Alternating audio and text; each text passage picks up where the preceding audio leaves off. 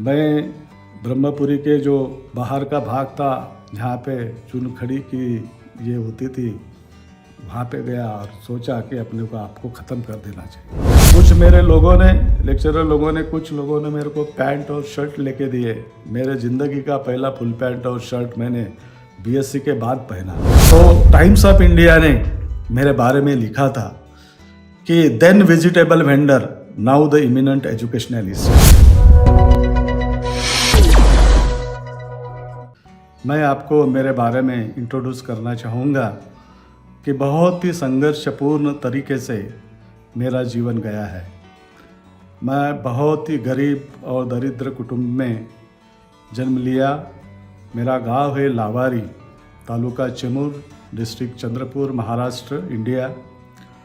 ऐसा गांव जहां पे 100 घर है और पॉपुलेशन अराउंड 400 है, और सब जगह पे गांव के अराउंड में आप देखेंगे तो पूरा जंगल ही जंगल है।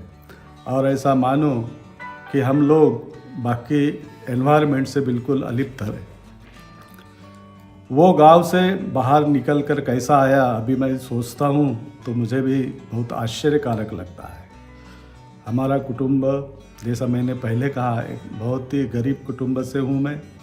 हम 5 भाई और 4 बहनें घर में थे। कमाने वाले पिताजी और माताजी वो एक्चुअली खेत में जाकर मजूरी का काम करते थे। हमारी एक कुटी थी, छोटी सी घास की कुटी। बारिश में पूरा पानी अंदर आ जाता था, पूरी छप्पर गीली हो जाती थी।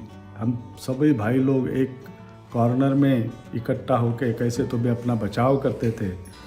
ऐसे इसमें हम देखेंगे कि अगस्त और सितंबर, ये जो महीना जो होता है ना, वो किसानों के लिए बहुत ही खतरनाक होता है। खाने की चीज़ें नहीं रहती।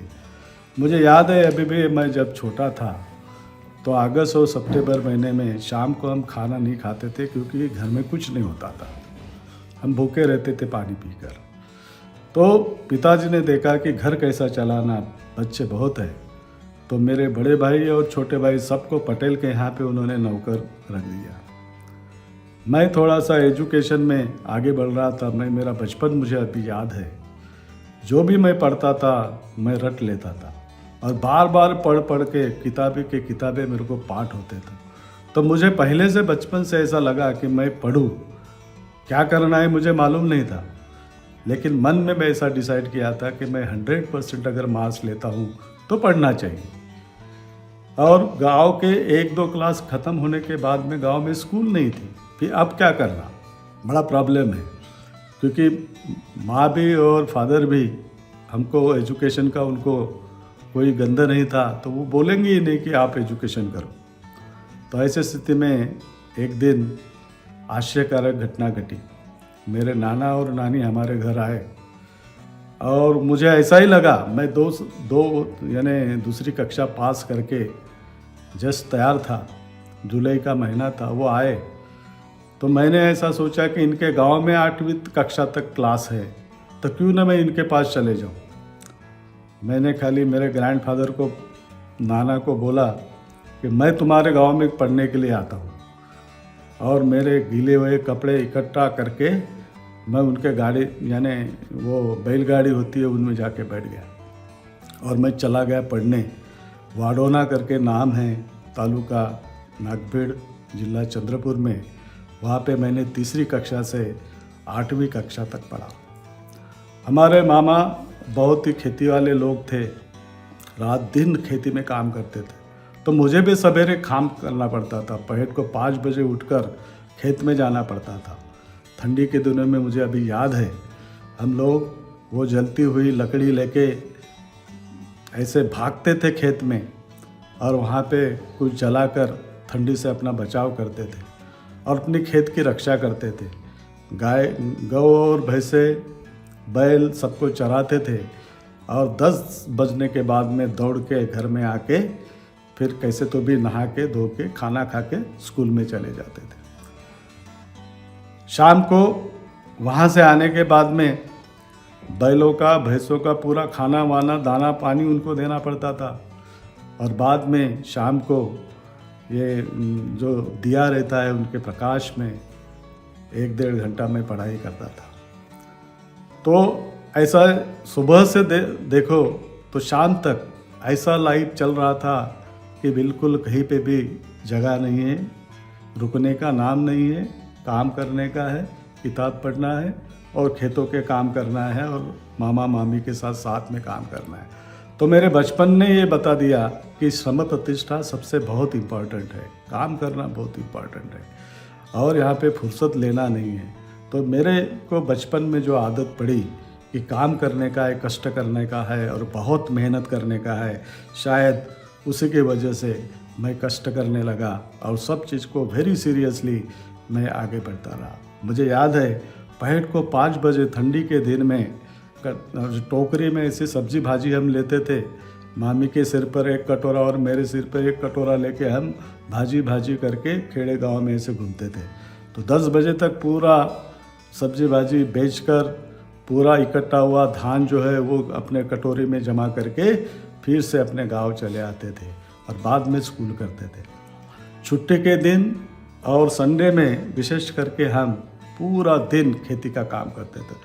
तो मैं 3री कक्षा से लेकर 8वीं कक्षा तक इतना मेहनत किया खेत का, तो मुझे सब आता है, भाजी लगाना आता है, पूरा वो खेत तैयार करना आता है, सब आता है।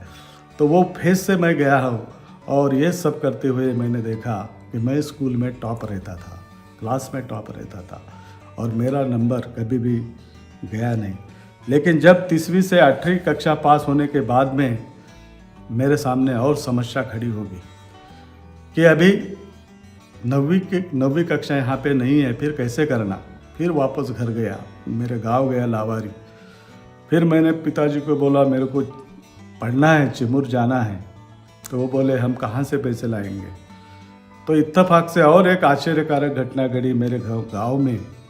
दडमल नाम के गुरुजी अकस्मात आ गए चिमूर से। वो बोले चलो, बोले हम बोर्डिंग में तुमको रख देते हैं, 5 रुपये किराया है, खाने पीने की सोई होती है, वहाँ पे आप रहो और कैसे तुम भी पढ़ो। तो मैंने मान लिया और सीधा अपने दफ्तर लेके मैं सीधा चिमूर गया।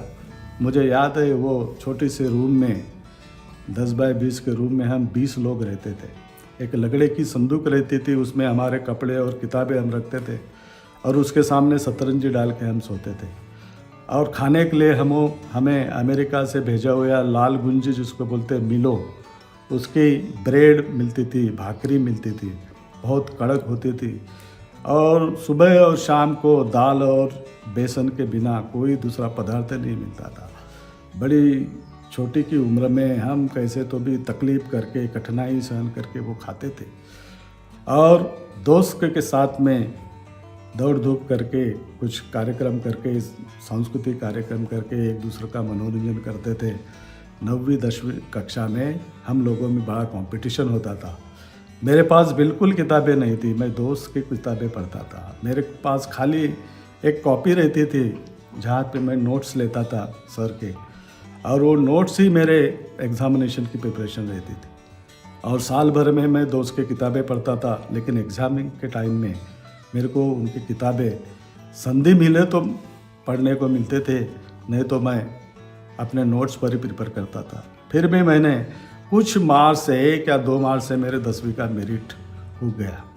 मेरे क्लास का, मेरे हेडमास्टर का लड़का मेरा क्लासमेट था, वो मेरिट आया था और 1-2 मार्क्स से मेरिट गया। लेकिन मैं नाखुश नहीं हुआ। मैंने बोला कि मैंने जो भी मिलाया वो बहुत अच्छा मिला है, अगर मेरे खुद के किताबें होते तो मैं भी मेरिट में आता था। ये जिज्ञासा मेरे पास निर्माण हुई। फिर लोग बोलने लगे, मुझे तो कुछ नहीं समझता था, मैं तो देहात का था और ना मेरे कोई रिलेटिव पढ़े हुए थे, ना घर से कोई बैकग्राउंड था। लेकिन लोग बोलते थे कि 11वीं विज्ञान लेना चाहिए, साइंस लेना चाहिए। तो मेरा भी मन तैयार हो गया कि अपन साइंस लेंगे, लेकिन कहाँ पढ़ना है, या तो वरोरा या ब्रह्मपुरी। तो ब्रह्मपुरी में मेरे बचपन के वाढ़ोना के दोस्त जो है नागबीर तालुका के, वो लोग ब्रह्मपुरी में पढ़ने आते थे। इसलिए मैंने ऐसा सोचा कि मेरे को दोस्त मिल जाएंगे करके मैं ब्रह्मपुरी आया। लेकिन ब्रह्मपुरी में एडमिशन लेने के लिए मुझे मालूम पड़ा कि कम से कम 50 रुपये पास में होना चाहिए। तो मेरे सामने बहुत बड़ा प्रॉब्लम आ गया कि मैं कैसा यानी 50 रुपये करूँ। तो रोने का सीज़न चालू था, रोपना चालू था धान का, तो मैं वहाँ पे गया रोपने के लिए और 15-20 दिन मेहनत करके मैंने 50 रुपये कमाए और मेरे बड़े पिताजी को लेके हम ब्रह्मपुरी आए। 20 किलोमीटर पैदल चलने के बाद तलोदी स्टेशन आया, वहाँ से एसटी में बैठकर हम एनएच कॉलेज में पहुँचने के लिए हमको 5 बजे तो प्रिंसिपल साहब ने हमको भगा दिया। बोले ये क्या आने का टाइम है क्या? एक तो 5 बजे आए, ऊपर से 15-20 दिन हो गए, एडमिशन ख़त्म हो गई और ये कोई एडमिशन लेने का टाइम है क्या? तो मेरा फॉर्म और जो मेरी मार्कशीट है वो उन्होंने खिसका दिए हमारे तरफ और बोले जाओ, एडमिशन होती नहीं क्यों, एडमिशन ऑलरेडी फुल हो गई है। हम वापस चले गए। बाद में वो मेरे दोस्त को ढूंढा हमने ब्रह्मपुरी में, उनके रूम पे हम रात भर रहे। वहाँ पे मेरे को बीए के हम सीनियर स्टूडेंट्स मिले, उन्होंने मेरी मार्कशीट देखा। उस ज़माने में यानी 1976 में मेरे को 77% मार्क्स थे 10वीं में। तो वो चौंक गए, इतने मार्क्स तो किसी को नहीं है और एडमिशन नहीं दिया सर को, कल हम प्रिंसिपल से झगड़ा करेंगे और तुमको एडमिशन लेके देंगे करके मैं को उन्होंने प्रिंसिपल की कक्षा में लेके गए। और जब सर को बताया मार्कशीट, सर आप मार्कशीट तो पहले देखो, सर आप मार्कशीट तो पहले देखो। तो सर ने बड़ी तकलीफ़ से वो मार्कशीट देखा और फिर उन्होंने मेरे बड़े पिताजी मेरे साथ जो आए थे उनको गाली गलोचा करना चालू कर दिया कि ऐसे होशियार आदमी को, ऐसे मेरिट के स्टूडेंट को आपने आज तक रखा है, कैसे इनका नुकसान कर रहे थे। इसलिए फिर उन्होंने मेरे को एडमिशन दे दिया और मेरे को साथ में वो सर ने बोला था कि आप जनरल कैटेगरी में आते हो तो हम देखेंगे कि तुमको नेशनल लोन स्कॉलरशिप मिलवा देंगे। और मैंने एडमिशन ले लिया, मेरा एडमिशन हो गया। मैं दोस्त के साथ में बिना कोई अनाज बिना कोई पैसे से रहने लगा। कुछ दिनों के बाद में वो दोस्त ने देखा कि ये तो कुछ भी नहीं ला रहा, घर से पैसे भी नहीं, अनाज भी नहीं और ऐसे ही रह रहा है। तो उसने प्यार के खातिर मेरे को रख दिया, लेकिन उनके घर के लोग उसको बोलने लगे कि उसको आप बाहर कर दो। तो एक दिन मेरे दोस्त ने बहुत ही जड़ अंतकरण से मेरे को बोला कि बेटा तेरे को मेरी रूम छोड़ना पड़ेगा, क्योंकि मेरे घर वाले लोग नहीं चाहते। तो मैंने सोचा कि 9 बजे मैं सवेरे अपने रूम से निकला। मैं ब्रह्मपुरी के जो बाहर का भाग था जहाँ पे चुनखड़ी की ये होती थी, वहाँ पे गया और सोचा कि अपने को आपको ख़त्म कर देना चाहिए। मैंने आत्महत्या का विचार पूरा किया, लेकिन जो मेरी शिक्षा के बारे में जो ये थी, मेरी मनीषा थी और विज्ञान पढ़ना था मेरे को, मेरा द्वंद्व निर्माण हो गया। तो मैंने सोचा अभी क्या करना चाहिए। तो मैं रोते रोते अपने क्लास में चला गया और मेरे साथ में जो पढ़ता था एक नानाजी खोबरागड़े मेरा दोस्त था। उसने देखा तू फिक्र मत कर, मेरे रूम पे रहे, मैं तेरे को सहारा देता हूँ। और मैं उसके साथ में रहने लगा। तो ऐसे इस तरह से मैंने 11वीं 12वीं देखा। फिर भी वही सीन कि मेरे पास किताबें नहीं खुद की, मेरे के पास खाली कॉपी है। तो मैं लेक्चरर्स के पूरे नोट्स लिखने लगता था और साल भर में किताबें मैं पढ़ता था दोस्त की। और एग्ज़ामिनेशन के टाइम में मेरे पास किताबें नहीं रहती थी, लेकिन मैं अपने नोट्स से मैं पढ़ाई करता था। तो लेक्चर लोगों के बीच में मेरी चर्चा चली, क्योंकि जो यूनिट टेस्ट होती थी उसमें मैं आउट ऑफ मार्क्स मिलाता था। तो ऐसा एक स्टूडेंट है जो गरीब स्टूडेंट है, जो पायजामा और शर्ट में आता है, बिना चप्पल से आता है, वो स्टूडेंट ऐसा है 11वीं में सी में कि वो पूरे के पूरे मार्क्स मिल रहा है। तो ऐसा एक चर्चा हो गई और मैं उस 11वीं 12वीं के एग्ज़ामिनेशन में कॉलेज में 3rd नंबर पे आया था। 3rd नंबर के मार्क्स थे। मुझे गवर्नमेंट मेडिकल कॉलेज में एडमिशन मिली, मेरे को गवर्नमेंट इंजीनियरिंग कॉलेज अमरावती में एडमिशन मिली। लेकिन फिर से वही स्टोरी आ गई मेरे सामने कि पैसे नहीं थे, किसी को मांग भी नहीं सकता था और कोई मेरे साथ भी आने वाला नहीं था। दोस्त लोगों ने बोला कि चलो हम इंजीनियरिंग कॉलेज में हमारे साथ रहो, लेकिन मुझे विश्वास नहीं था, क्योंकि 11वीं में जो हादसा मेरे से हुआ था, फिर भी वो अगर अमरावती में हो गया तो मैं क्या करूँगा करके I have join BSc mathematics in NH college Brahmapuri. तो मुझे सर लोग बहुत बोलते थे कि आप इतने मार्क्स लेके आप वहाँ पे क्यों नहीं गए, आप यहाँ पे आए, इसका मतलब आप में कोई विश्वास नहीं है। आप कॉपी करके पास हो गए होंगे, नहीं तो कोई ऐसा कोर्स छोड़ता नहीं है। तो मेरे को टारगेट करना कुछ लोगों ने चालू कर दिया और उन्होंने वो मेरी परीक्षा लेने लगे। तो मैं और प्रिपेयर करके जाता था और उनके सवालों के जवाब देता था। ऐसे हमारी नोक-झोंक चलते रही और 14 जनवरी की मुझे याद है, जब मैं कंपटीशन में सर के और मेरी कंपटीशन चल रही थी, वो मेरे को टेस्ट करना चाहते थे और मैं परीक्षा उत्तीर्ण करना चाहता था। इस ज़माने में 14 जनवरी को मेरे पिताजी को सीरियस बीमारी हो गई, तो उसको मेरे को मेडिकल कॉलेज नागपुर में एडमिट करना पड़ा। पढ़ा लिखा था इसलिए घर के लोगों ने मेरे को भेजा वहाँ पे, और मैं जनवरी से लेकर तक मार्च तक वहाँ पे मेडिकल कॉलेज में रहा। उनके कार्ड के बाजू में रहकर मेरे नोट्स पढ़ने लगा था। मैं जनवरी तक जो भी पढ़ा वो पढ़ता था मैं, और डॉक्टर भी देखने लगे कि ये लड़का देखो कि पिताजी की शुश्रूषा भी करता है और पढ़ाई भी कर रहा है, तो मेरे को से प्यार करने लगे। और जब 18 मार्च को पिताजी का डेथ हुआ, फिर वो सब पूरी प्रक्रिया करके मैं पूरे बाल कटा के बाहर आया, ब्रह्मपुरी आया।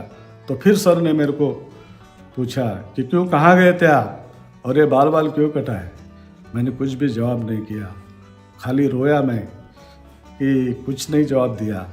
और तुरंत 1 महीने के बाद में थ्योरी एग्जामिनेशन शेड्यूल थी। मेरी नसीब बहुत अच्छा था कि उस टाइम में यूनिवर्सिटी की एग्ज़ाम, नागपुर यूनिवर्सिटी की एग्ज़ाम 1 महीना लेट हुई थी और प्रैक्टिकल की परीक्षा चालू हो गई थी। मेरे दोस्त नानाजी खोबरागड़े ने मेरा रिकॉर्ड अपने हैंडराइटिंग से लिखा था, मेरे को तैयार किया था, और मैं वो 1 महीना जो परीक्षा पोस्टपोन हुई उसका मेरे को बहुत फ़ायदा हुआ। मैं रात दिन पढ़ाई करता रहा, 16-17 घंटे मैं पढ़ाई करता था। रात में 3 बार मैं काली चाय पीता थी बिना दूध वाली, लेकिन रात भर जगता था और पूरा बचा हुआ मेरा कोर्स कंप्लीट किया। और मुझे कहने में बहुत आनंद लगता है कि नागपुर यूनिवर्सिटी जो 11 जिले की थी, विदर्भ की एक ही यूनिवर्सिटी थी उस time, Amravati university, Gondwana university नहीं थी, खाली नागपुर यूनिवर्सिटी 11 जिले में। मैं BSc पार्ट 1 में फर्स्ट मेरिट था कॉलेज से और यूनिवर्सिटी से।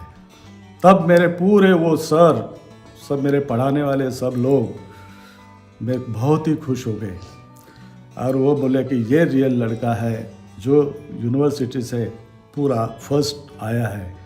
तो सब ने मेरे को बुलाया, मेरा सत्कार किया। आज भी मुझे याद है, जिसमें बजाज सर है, मिश्रा सर है, केला सर है, हिन्ने सर, तिड़के सर, ये 5 लोग बहुत इकट्ठा किए। पापड़ सर आए, रईस सर जो मेरी परीक्षा ले रहे थे बार बार, वो भी इतने खुश हो गए कि ऐसा स्टूडेंट हमने कभी देखा ही नहीं जो फर्स्ट मेरिट आया यूनिवर्सिटी से। और कॉलेज का रिकॉर्ड हिस्ट्री मैंने निर्माण किया था।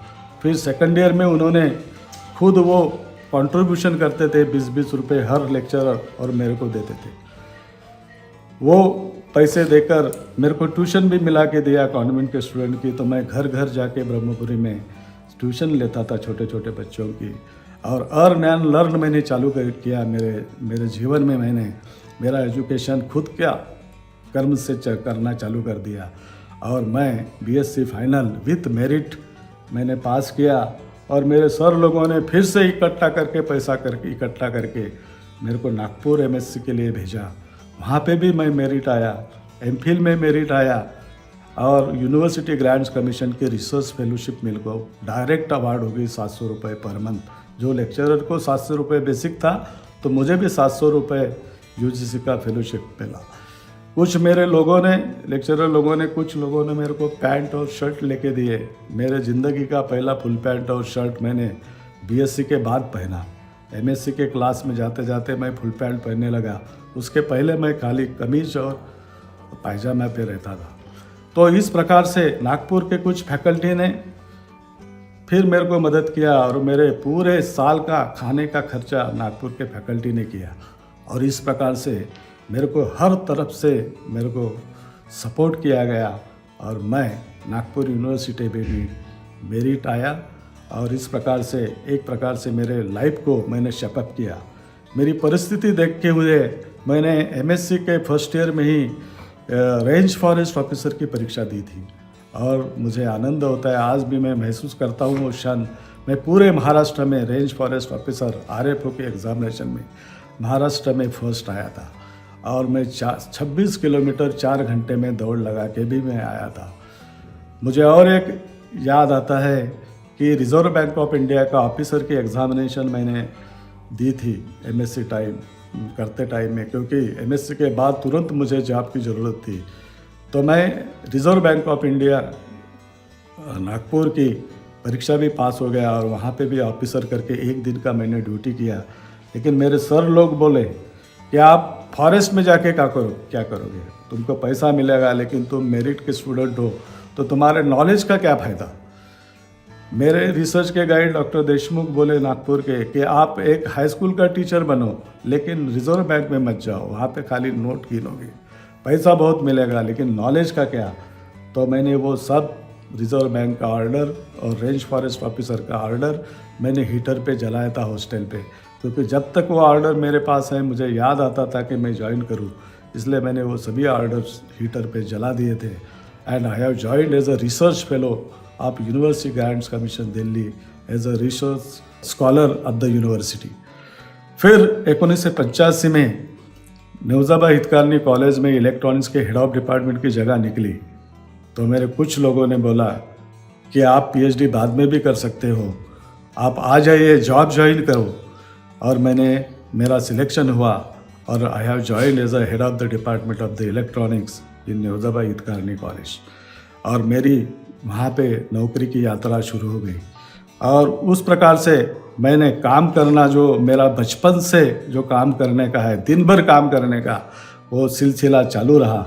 तो फिर मैं हेड ऑफ डिपार्टमेंट बना, फिर वाइस प्रिंसिपल बना, फिर 2004 में प्रिंसिपल बना, और उसके पहले ही अगस्त 1990 में मैं फिजिक्स में PhD भी हुआ।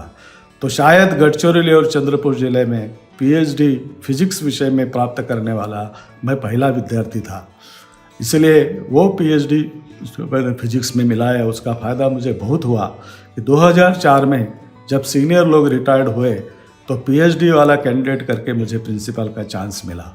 और जब मैं प्रिंसिपल बना कॉलेज का तो मैंने सबसे पहले गरीब बच्चों के लिए अर्न एंड लर्न योजना मैंने चालू कर दिया। 2 घंटा काम करो गरीब लोग, स्टूडेंट्स, बगीचा में काम करो, स्कॉलरशिप सेक्शन में काम करो, एडमिशन सेक्शन में काम करो, लाइब्रेरी में काम करो 2 घंटे, और 1000 रुपये पर मंथ में उनको देता था। और इस तरह से मैं 40 से 50 हज़ार रुपये हर साल गरीब बच्चों को मैं बांटता था। तो वो अर्न एंड लर्न्स की मैंने चालू किया। मैंने किया कि होशियार जो विद्यार्थी हैं उनको अवार्ड मिलना चाहिए, एकेडमिक एक्सेलेंस अवार्ड जो योजना है मैंने चालू किया, और उनको इतने प्राइजेस मिले कि जो फर्स्ट मेरिट आता था, सेकंड मेरिट आता था, उनको 5-5, 6-6, 7-7, 8-8 हज़ार रुपये की प्राइजेस मिलते थे।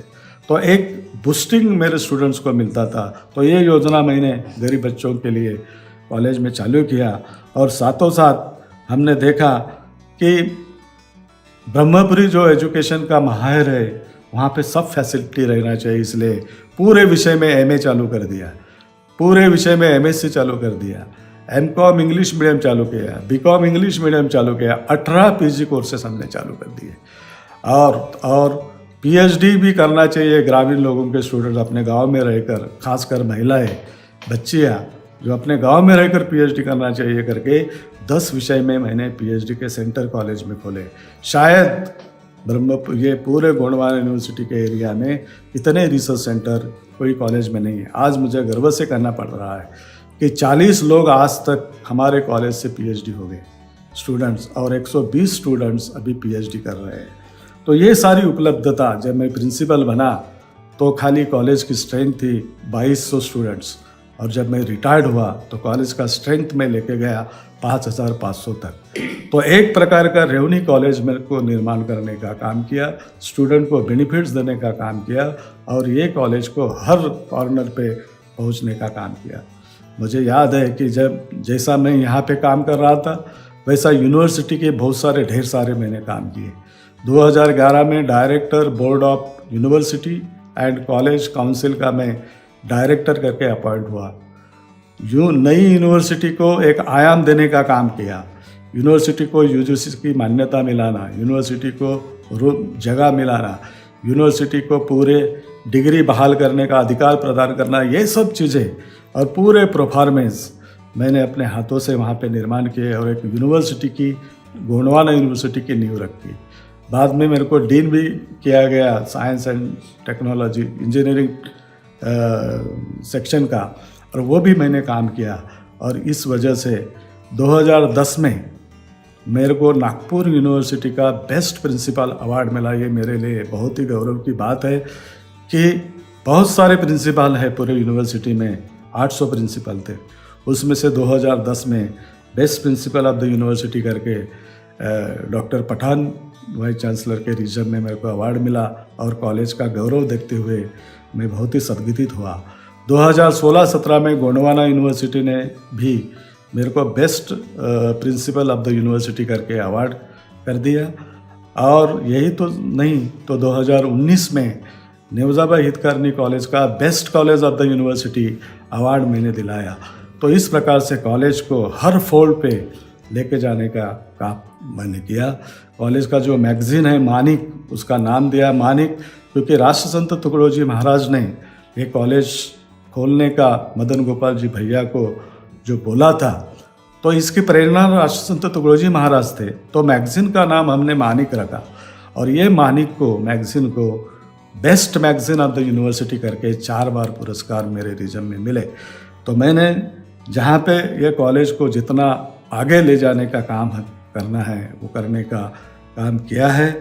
और हम देखेंगे कि बहुत सारे अचीवमेंट करने का काम हमने किया और स्टेट और नेशनल अवार्ड्स बहुत मिले। कॉलेज का न्याक किया, उसमें B++ ग्रेड आया। यूनिवर्सिटी को कॉलेज के इसमें A ग्रेड मिलाने का काम हमने किया। मैंने जैसा पहले भी मैंने कहा कि यूनिवर्सिटी के सभी स्टैट्यूटरीज बॉडीज़, वो भी शायद रिकॉर्ड होगा कि एक प्रिंसिपल कितने बॉडीज़ पे रह सकता है। फिर वो रिजल्ट डिक्लेरेशन कमेटी हो, रिसर्च रिकग्निशन कमेटी हो, या एग्जामिनेशन कमेटी हो, या board of college and university development हो, management council, senate, academic council, सब इस पर मैंने काम किया। और ये काम करते करते मैंने यूनिवर्सिटी को शपथ करने का भी काम किया है। तो टाइम्स ऑफ इंडिया ने मेरे बारे में लिखा था कि then vegetable vendor now the eminent educationalist, then vegetable vendor now the eminent educationalist. यानी मैं बचपन में सब्जी बेचता था, तो सब्जी बेचने वाला एक लड़का अभी गवर्नमेंट के एजुकेशन की पॉलिसी बना रहा है, ऐसा करके उन्होंने 100 फोटो मेरे लिए और टाइम्स ऑफ इंडिया में एक श्रृंखला चलाई उन्होंने। तो ये मैं समझता हूँ कि NH कॉलेज जो देहात में है उसको एक गौरव प्राप्त करने के लिए टाइम्स ऑफ इंडिया ने उसको वाइड पब्लिसिटी दिया था। मुझे याद है अभी भी NH कॉलेज के इतिहास में मैंने NH कॉलेज पैटर्न चालू किया था। मेरा मकसद ये था कि विलेज के जो स्टूडेंट्स हैं, अपने ब्रह्मपुरी के जो स्टूडेंट्स हैं, वो बोर्ड में टॉप करें, स्टेट में टॉप करें, वो मेरिट आए और ये कॉलेज को रोशन करें। तो मैंने देखा कि मेरे स्टूडेंट्स ने, एक स्टूडेंट्स है जो महाराष्ट्र में फर्स्ट आया था, दूसरी एक विद्यार्थिनी है जो महाराष्ट्र में रिजर्व कास्ट से फर्स्ट आई थी, तीसरे एक स्टूडेंट है वो रिजर्व कास्ट में महाराष्ट्र में फर्स्ट आई थी, मेरी खुद की लड़की नागपुर बोर्ड में विज्ञान में फर्स्ट आई थी। ऐसे कितने स्टूडेंट्स जिन्होंने गौरव प्राप्त किए और ये कॉलेज को आगे ले जाने के हमने काम किए हैं। तो इस प्रकार से लोकमत ने एक मेरे जीवन के ऊपर एक सिरियल चलाई, संघर्षातील दिवस, की संघर्षातून मी कसा घडत गेलो आणि आत्महत्येचा विचार करणारा विद्यार्थी जेव्हा पुढे गेला त्यावेळेस त्यांनी शिक्षण क्षेत्रामध्ये आपलं भरीव योगदान देण्याचं काम केलं। हे लोकमतच्या संघर्षातील दिवस त्या वृत्तमालिकेतून प्रकाशित झालेलं आहे।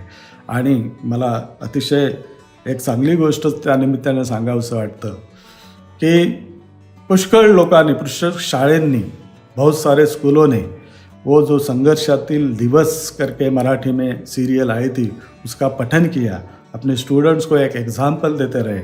मैं चाहता था अपने जीवन में कि एक साधारण लड़का, एक गांव का लड़का, एक गरीब का लड़का टॉप पोस्ट पे चले जाए, बहुत अच्छे पोस्ट पे चले जाए। मेरी मनीषा थी कि एजुकेशन डिपार्टमेंट में वाइस चांसलर कुलगुरु जो है ये टॉप की पोजीशन होती है, जिसकी नियुक्ति राज्यपाल करता है। तो मुझे ऐसा लगता था कि जो कॉलेज से मैं पढ़ा वो NH कॉलेज, और मेरी प्रकृति, मेरे गांव, मेरा परिवार, एक गरीब परिवार, इनको एक स्टेटस मिले, इसलिए मुझे वाइस चांसलर बनना था। I have applied for the Amravati university, for the RTM Nagpur university, और गोंडवाना यूनिवर्सिटी के लिए मैंने अप्लाई भी किया। 170 एप्लीकेशन आती थी, उसमें से 20 लोग शॉर्टलिस्ट होते थे, और मुझे खुशी है कि मैं नागपुर यूनिवर्सिटी के लिए, गोंडवाना यूनिवर्सिटी के लिए और अमरावती, तीनों यूनिवर्सिटी के लिए मैं शॉर्टलिस्ट हो गया, मैं 20 में आ गया। और 20 का जो इंटरव्यू है, वो इंटरव्यू सर्च कमेटी ने लिए। एक हाई कोर्ट का जज होता है रिटायर्ड, चीफ जज ऑफ द हाई कोर्ट, एक IAS ऑफिसर और एक डायरेक्टर लेवल का एक्सपर्ट, उसको सर्च कमेटी बोली जाती है। उन्होंने 3 बार 3 यूनिवर्सिटी के लिए मेरा इंटरव्यू लिया। आई appeared for the interview, shortlist हो गया, इंटरव्यू हो गया, लेकिन तीनों यूनिवर्सिटी में मेरा चयन नहीं हुआ।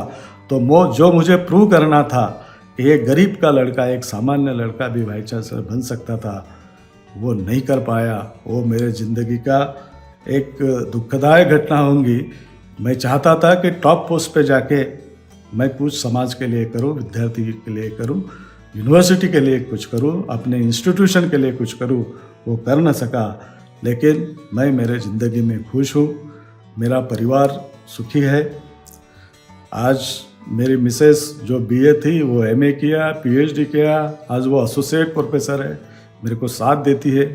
मेरी बड़ी बच्ची MD डॉक्टर हो गई, दामाद भी MD डॉक्टर हो गए, और मेरी छोटी लड़की वो इंजीनियर हो गई है। वो दोनों लड़की ने, क्योंकि मैं डॉक्टर नहीं बन सका, मेरे दोस्त बोलते थे तू IAS ऑफिसर हो, लेकिन मैं अपीयर नहीं हो सका कहीं कोई एग्जामिनेशन। MPSC पास किया था, लेकिन मैं इंटरव्यू में फेल हो गया तो वो भी ज्वाइन नाही कर सका। तो मेरे बच्चे ने ये सुना, लोकमत के संघर्षातील दिवसामध्ये उन्होंने सुना कि पापा को डॉक्टर बनना था, इंजीनियर बनना था, ऑफिसर बनना था, लेकिन वो कर नहीं सके। तो दोनों बच्चे ने, एक ने डॉक्टर बनी, एक इंजीनियर बनी, और दूसरी ट्राई कर रही है कि IAS ऑफिसर बनूं, लेकिन वो बन नहीं रही है।